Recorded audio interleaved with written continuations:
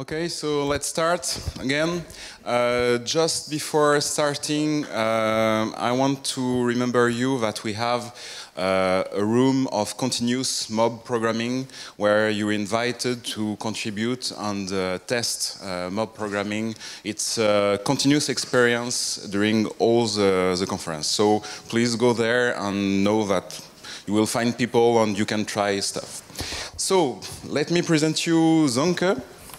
I discovered this thing a few months ago, and it just blew my mind because it makes words and it explains mind connections about a lot of stuff that I just couldn't explain. So it's really amazing, and that's why I invited Zonke, and thank you, Zonke, to have written a book in English because most of the resources about the subject were in German, so not accessible to most people.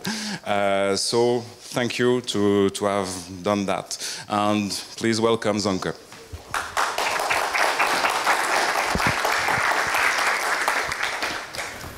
Thank you very much for the kind invitation and the very warm welcome, especially as I'm an outsider and I'm speaking about what might seem to be a rather obscure subject for a software developer conference, and that is, with the background of social sciences and liberal arts, how to take smart notes, especially in higher education, on the example of a technique from the 1960s containing out of pen and paper in wooden boxes.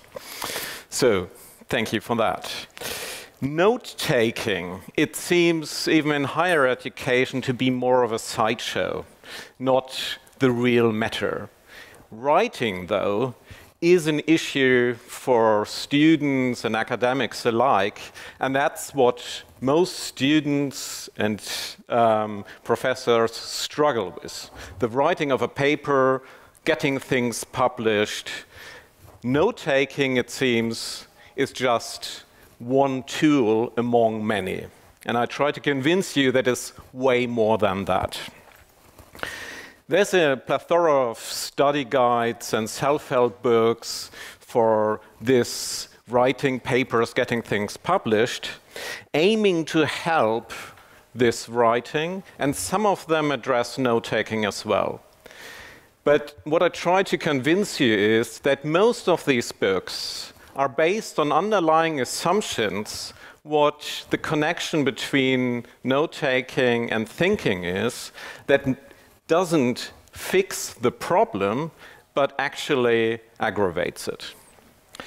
There are some people who have always taken note-taking seriously. Richard Feynman, the Nobel Prize winner and great teacher of physics, is one example. So one day, he got a visitor, a historian, great admirer of him, and he looked around at his office and then on his desk and admired his notes and said something like, well, these are great records of your thinking.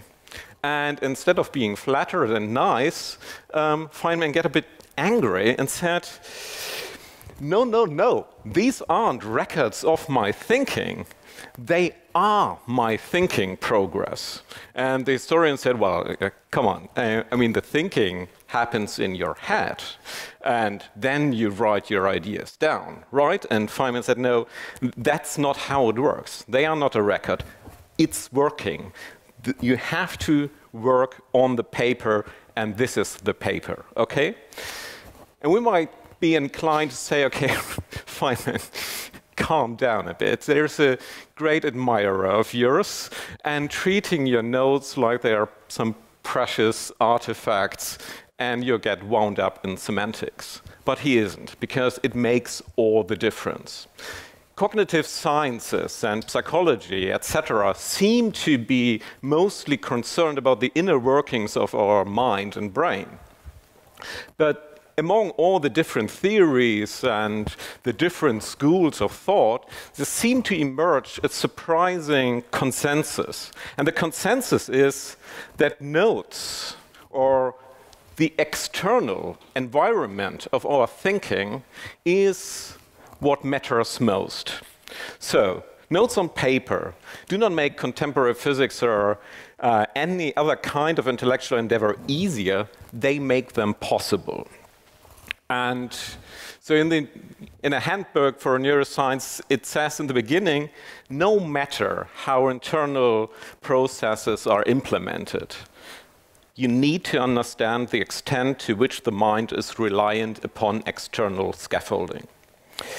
And that is what I want to talk about, but not on the example of Feynman, but from one of my academic heroes in my field, social sciences, and that's Niklas Luhmann, someone probably few of you know because he's mostly known in Germany, some parts of Japan, surprisingly, and other parts of the world, but not so much in the English-speaking community.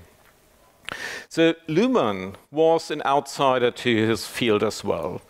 Trained in law, he worked a 9-to-5 job in the German administration.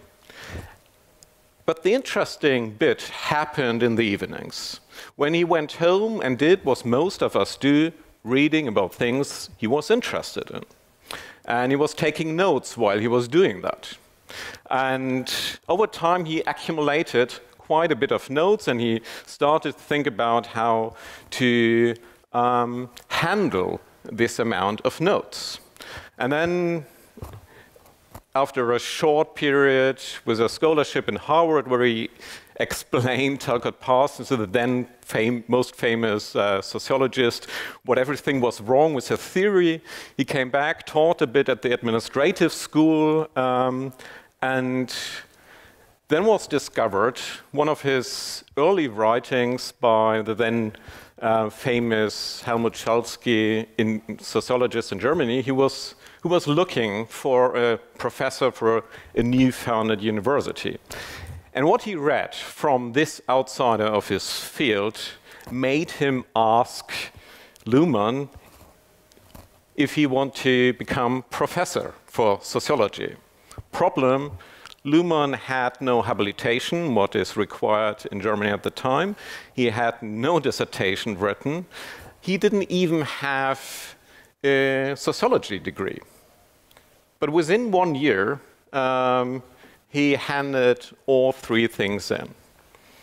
And then he was asked in 1968 in his inaugural lecture, so what's your project, what you're working on? And his answer became famous because he briefly said, well, modestly, theory of society, duration 30 years, costs none. 20.5 years later, he published a book which I consider one of the greatest works in sociology, which is the last chapter of his theory of society, a 2-volume book. And in these almost 30 years, he also published about 60 books, hundreds of articles,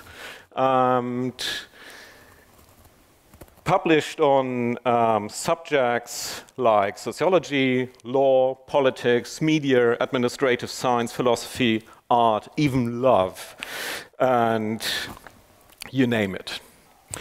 So that's impressive, but that's not what drew me really into the method he used. Because whenever he was asked how on earth he was able to combine such vastly different topics and be so productive, he said, well, I'm not doing that on my own.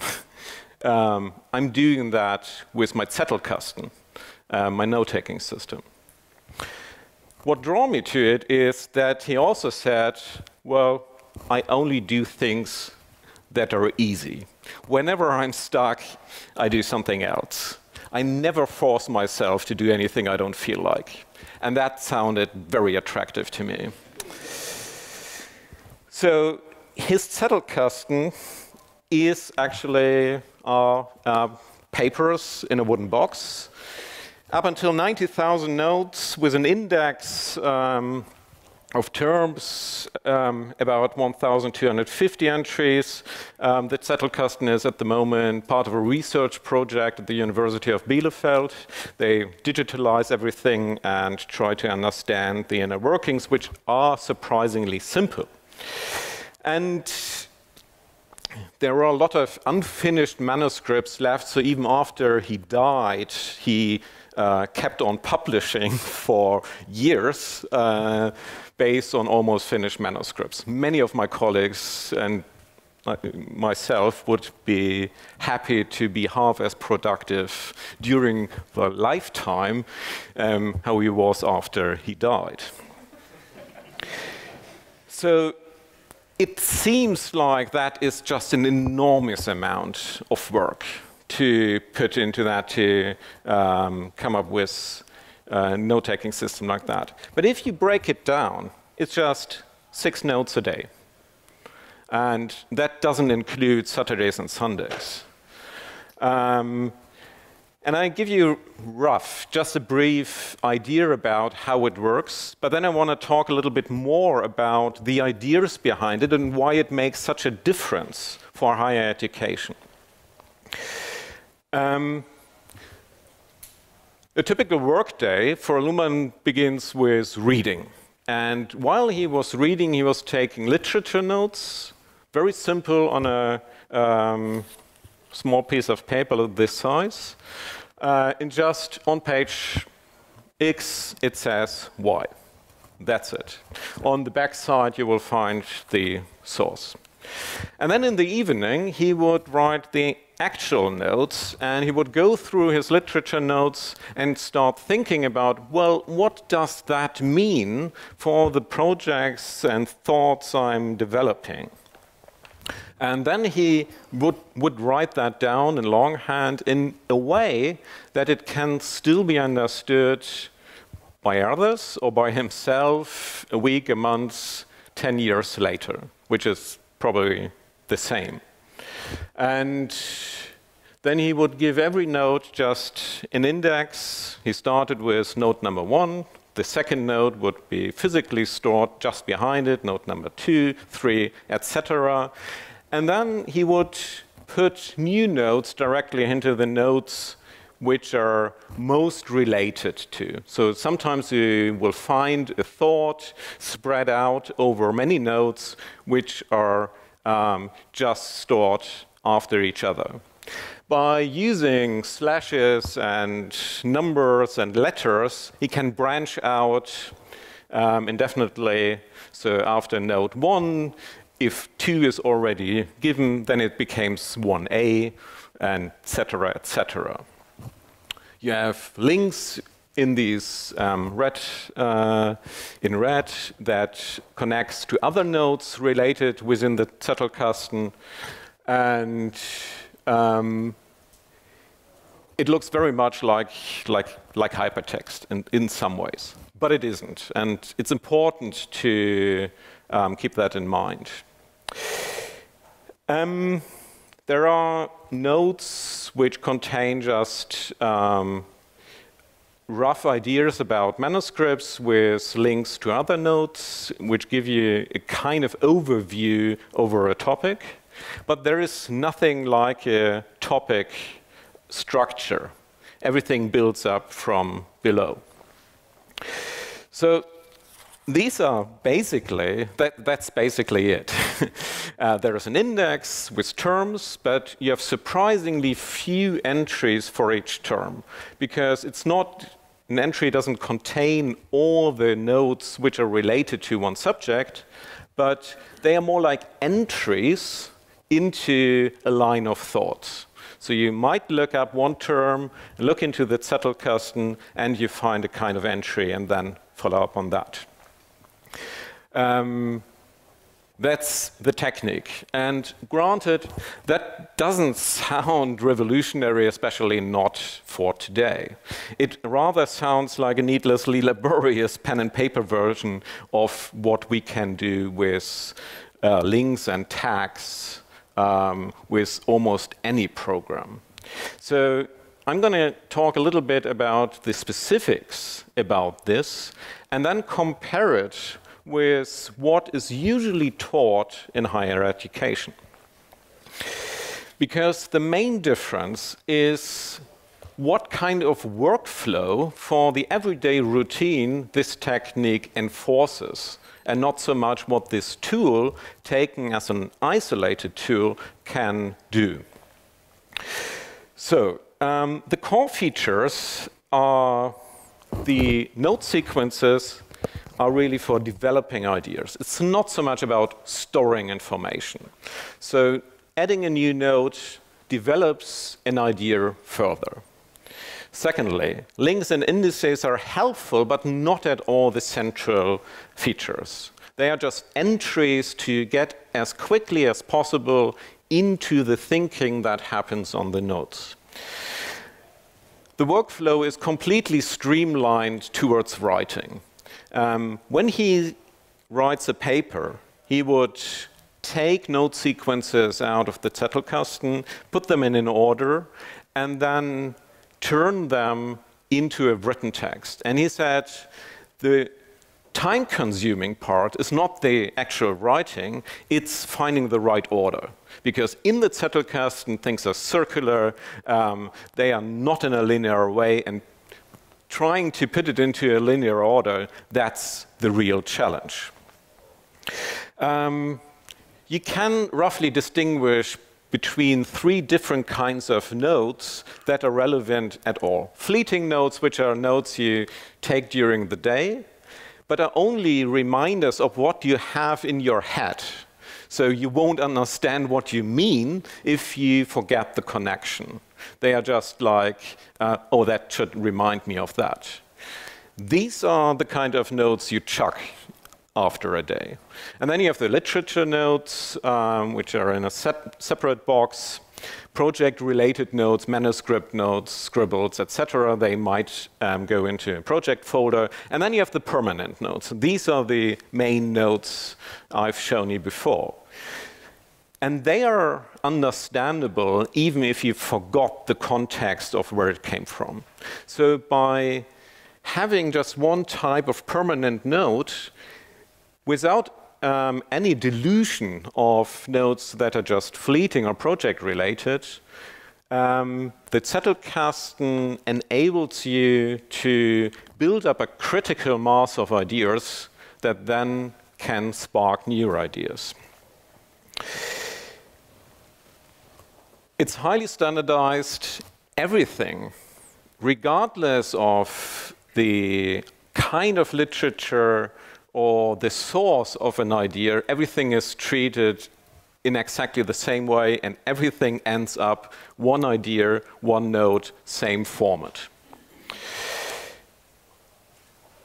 And now I talk a little bit about the status quo of higher education and how it is taught. And I hope to show you what kind of difference that actually makes. Almost all study guides on writing follow a linear approach.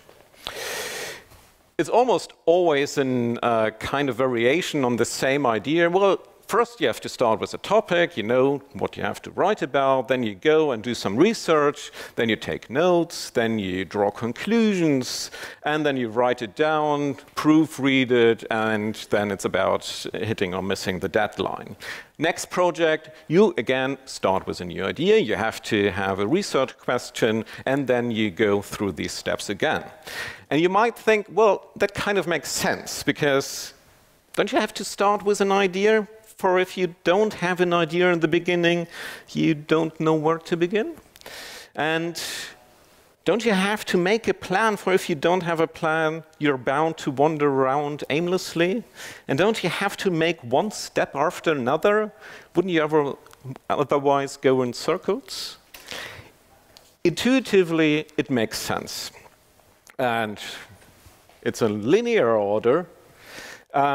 Which raises the question, what else do students have to do except writing papers? Well, they have to go to seminars, listening to lectures, having discussions groups, etc., which means that is actually that. If we change perspective and take seriously what Feynman said, that notes are not records of our thinking, but that we think in our notes, the whole picture changes. And then we can start thinking about the inverse model. Isn't it rather that to be able to have a good research question, you already have to have done a lot of research? And how can you realistically make an educated guess of what kind of literature is worth reading if you haven't read a lot before? And how can you realistically plan a process that is about insight, about coming up with new ideas? So it's about something that is per definition not foreseeable. In the linear model, the previous work, or rather that all the things that should be accompanied by writing are compartmentalized as if they were separate tasks and not the preparation of giving an account in a written form about the insight you had. If you streamline everything towards writing, you don't take anything away from listening to lectures, having discussions group, attending seminars, but you improve everything you have done before. One quick look at the literature. If you look at study guides for note-taking, they have lists about what you are supposed to do. For example, first Google it, collect notes for each course in one place in a separate notebook or section of a notebook. Well, you end up doing what most students do.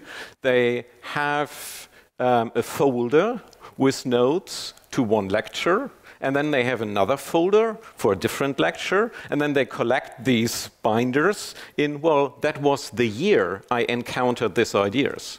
That doesn't make any sense if you want to do something with the knowledge later on.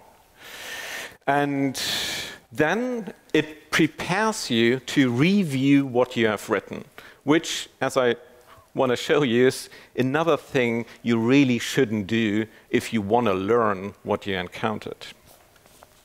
It gets worse.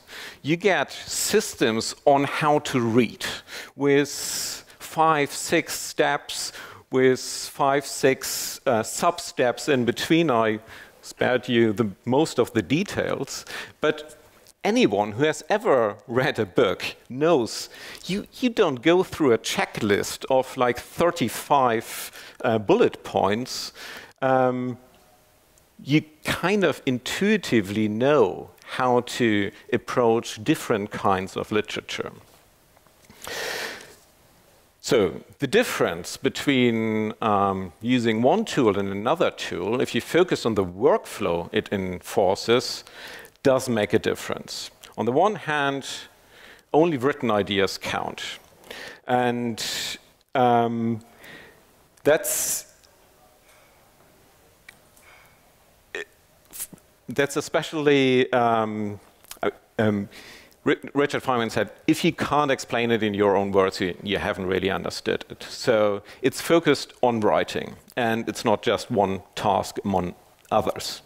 And you can invert the whole process of how can you make it easier in for the moment when you are about to write a paper. So it's not you start with coming up with a research question, but well, it isn't difficult to write a paper if you already have all the content sorted on notes right in front of you. All you have to do is write a rough draft about that. Then it isn't difficult to put notes in order if you already have these notes and an index where you can look them up. And you might say, well, then it means that the main work is still to be done, and that is writing these notes.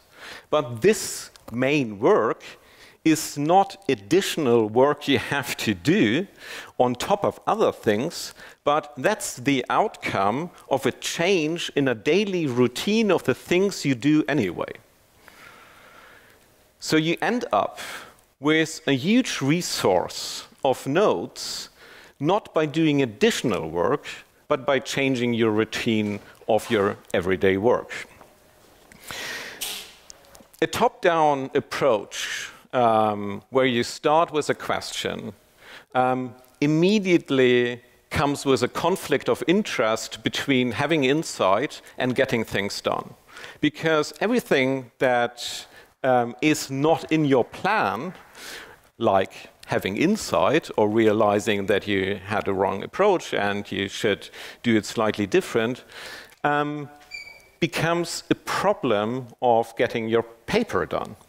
While when you start bottom up, it doesn't really matter, because in the end you can look up where things accumulated, because this is obviously where things were so interesting that you came back to them again and again, and material accumulated. And that also means that if you start writing and make an informed decision about the topic and the question you're writing about, it already comes with material.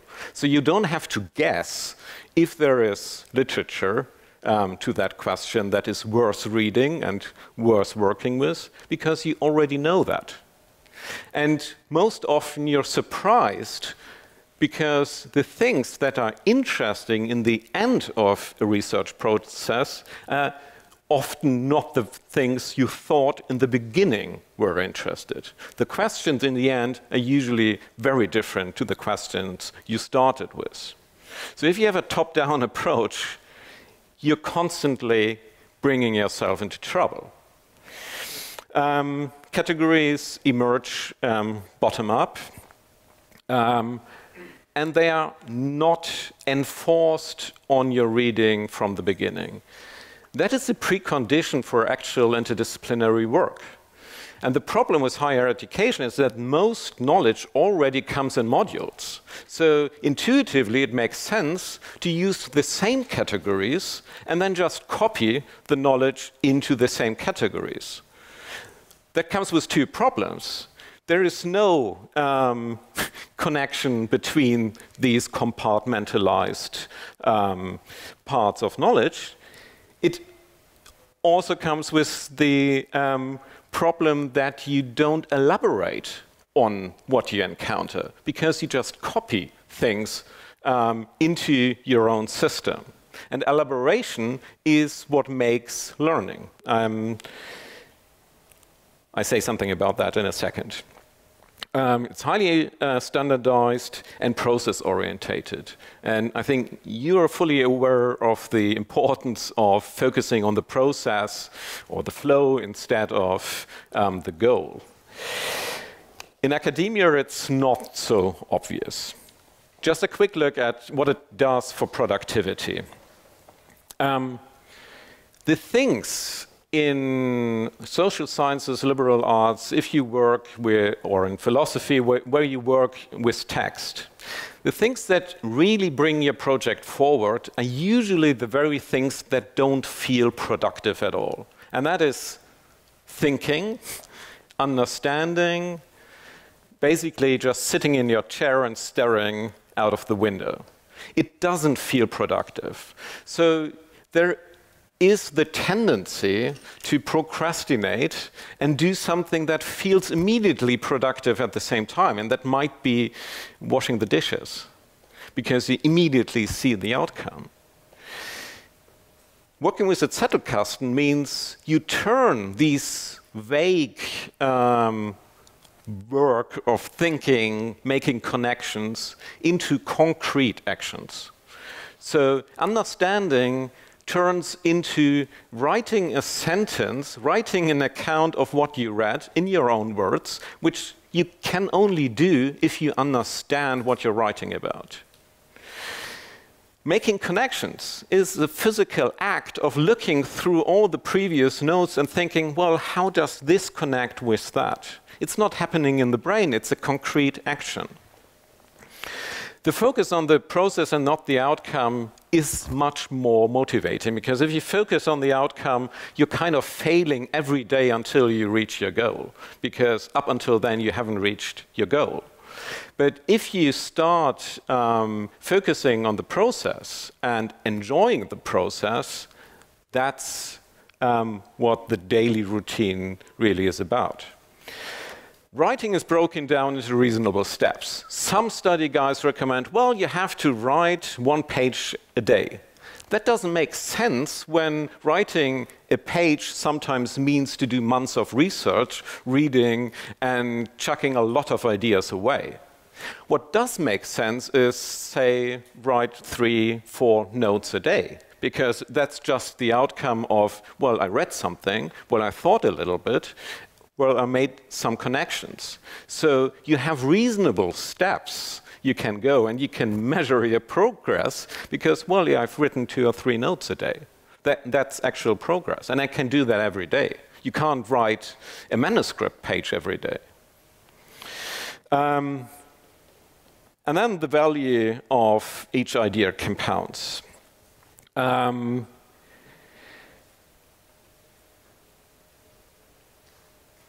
It is a little bit like the difference between putting a coin into a piggy bank once in a while or investing something with compounded interest. If you store your notes in separate folders, you're building an archive. And the best thing is, best case scenario is you're ending up with a big archive.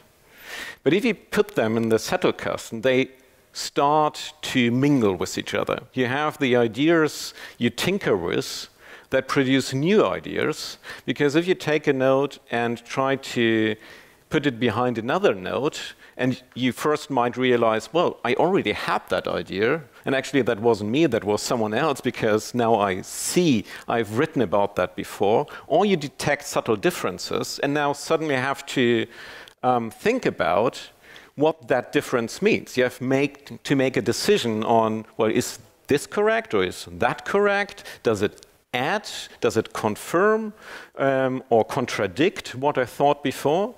And that sparks new ideas, which are new notes. You don't have that if you work in a kind of archive.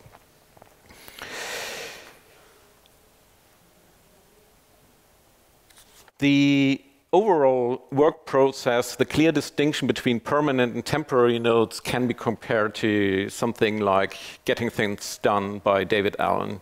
In that case, that everything ends up in an inbox, and then you process everything, and you have to make a decision on each idea you're handling.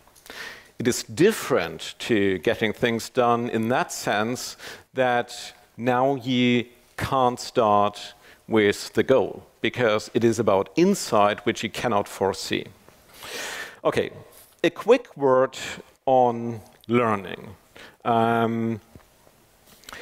What we know about learning today is, first of all, that it's not about storing information, but it is about the question of retrieving information later from our memory. And forgetting is not losing information, but forgetting is the successful inhibition of information in our daily life. That is a very useful mechanism we need, otherwise we got overwhelmed with information and memories whenever we encounter something. So the successful inhibition of memories is our normal state. To circumvent that, we have to make connections that make sense between the knowledge we encounter and the knowledge we have somewhere stored in our brain. And that is what you actively do when you make connections between nodes.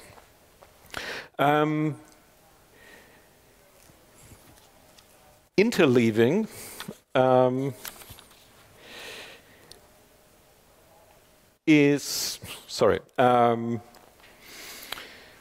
spacing is basically the technique of the flashcards, which you can use for learning vocabulary, because it's better to space out a little bit and to once in a while come back to something you read instead of cramming it together. The problem with flashcards is they don't come with context. Interleaving, that means if you want to teach children to throw beanbags in a basket that's 3 meters away, don't let them train throwing beanbags in a basket 3 meters away, but let them train throwing beanbags in a basket 2 meters away and 4 meters away. Because in the end, they will be better at throwing beanbags in a basket 3 meters away than those pupils who only trained with a 3-meter beanbag, even if they've never tried it before. Because that's how our brain works. We need to look left and right and not focus on one thing at a time. Connecting is obvious. Self-testing is the difference between what intuitively feels like progress in learning and what actually makes a difference in learning. The most often used technique from students is reading something, underlining some sentences, and reading that again. It doesn't do anything for learning. You can just not do it. What really makes sense is to put it away and try to find your own words to give an account of what you thought you already learned. And then you're pointed to your gaps in knowledge. And that feels highly frustrating.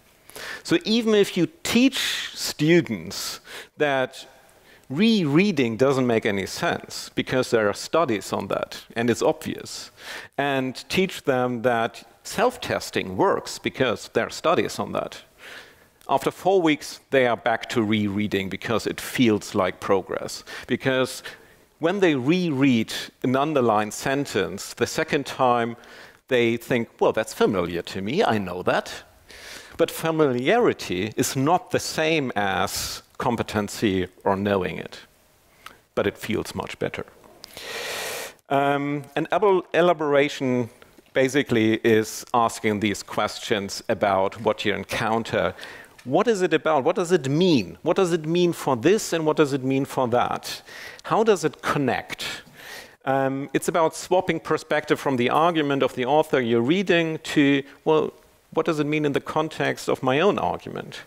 It's about comparing, contradicting, complementing, confirming, or specifying what you believed before, which is what the Zettelkasten forces you to do every time you add a new note. In terms of creativity, first of all, we go through different forms of attention every day.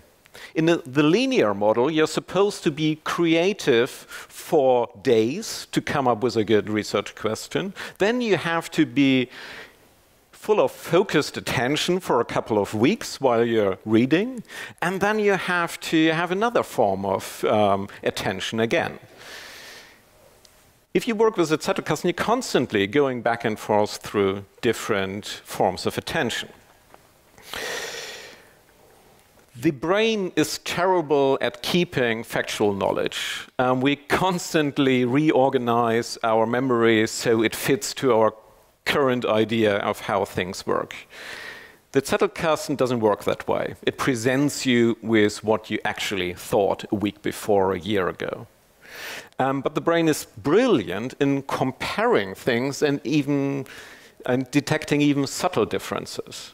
But you can only do that if they are not in your brain, but right in front of your eyes. If you physically tinker with them, do something with them. And only ideas that are able to mingle with each other can spark new ideas. And the precondition is that everything is in one place and not spread out and compartmentalized. I recommend another book for those who are interested in learning, that is Make It Sticks, from 3 authors who are really good in giving an account of the current state of research. And I just want to finish with some final thoughts, and that is why I think it would be so important to have a digital version of the Zettelkasten that is easy to use, that's open source, and that can develop over time. It's a very simple tool, but I think it could be like the lever you use to change the way higher education works. Because we should stop teaching students to follow plans or checklists of 35 bullet points and give them the opportunity to learn the skill of independent research instead, which is first and foremost the learned ability to make informed decisions about what is the most important task at any given moment in time. And that might be reading more, or doing a bit research more, or writing another paragraph, or going back to step 1, or jumping ahead to step 5. And this is a skill that can only be learned if you actually do that. If you follow a plan, you don't learn the skill. You're stuck with learning following a plan. Real experts, though, a social scientist from Sweden said, real experts don't make plans. They become experts in making informed decisions depending on the situation they are in. We never start from scratch. We never start with step 1, and there's no universal order of steps to take. We always start somewhere and at some point in time. A good note-taking system allows us to move freely between these tasks and develop our thinking long-term, not contained within one project. And ideally, it is something that builds up over time and allows us to have an external space to think in. And I think there is a reason why this or comparable tools were not seen for the longest time in their importance. And I think one of the reasons is that for the longest time we thought about thinking as something that just happens in our head. And when we think that, note-taking is not very important. It's just a way of scribbling down what happened before here.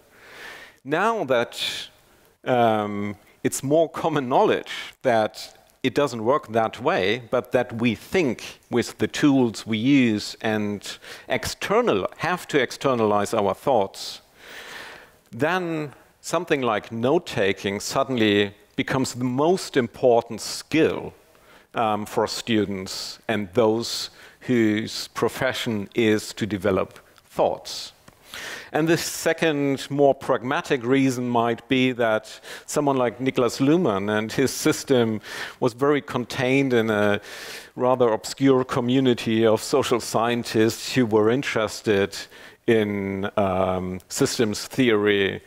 Almost all you could read about the Zettelkasten was contained within the German-speaking community. But I really hope that it's, in a way, now the time to discover this or comparable methods of note-taking that maybe could be used to change the way learning and writing is taught in higher education. Thank you.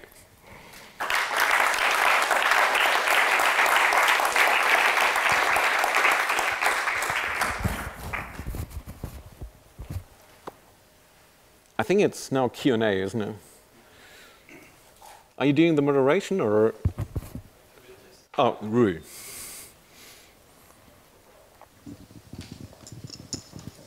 Some questions? Yeah. Hey. You were talking about that it would be nice to have a tool to do that, like on your computer. But don't you think it will destroy the process? And part of the process is to note down manually the stuff. And by the way, I saw you had notes on the paper on your. So I would like to know what you think about. I think it's a real problem because there are huge advantages to dealing with paper. And one of the reasons is you can shuffle it around on your desk, and even the physical putting it in gives it something haptical that it works. But at the same time, it's really not very practical. And sometimes it's nice to do a full text search and just finding a note, you remember it is in there. I mean, the main idea of the Zettelkasten is that it points you to notes that you've long forgotten. All the other systems require that the brain still remembers somehow what's in there. But in many ways, it's nice to have it all on your computer and have it transferable and not having to move around with a huge bit of furniture when you change flats. Yeah. Any other questions? Yeah. So how do you do it today? Do you have shoeboxes full of paper cards, or are you trying to go digital? Well, I tried out different formats. I have 2 shoeboxes. I gave up on that. I'm using a tool by a former colleague of mine. He's written a small program based on Luhmann's Zettelkasten, but it's a one-man show. I mean, it's not an open source project, but it's the only one that really tries to emulate that system. So I'm using that at the moment, but one of the reasons I was delighted about this invitation is to get the word out in the hope that something happens within the software developer community. I don't know if it works that way, but that's kind of my idea. What Zonke is trying to say is that it's an invitation for everyone to contribute and build that tool, because it doesn't exist, in fact.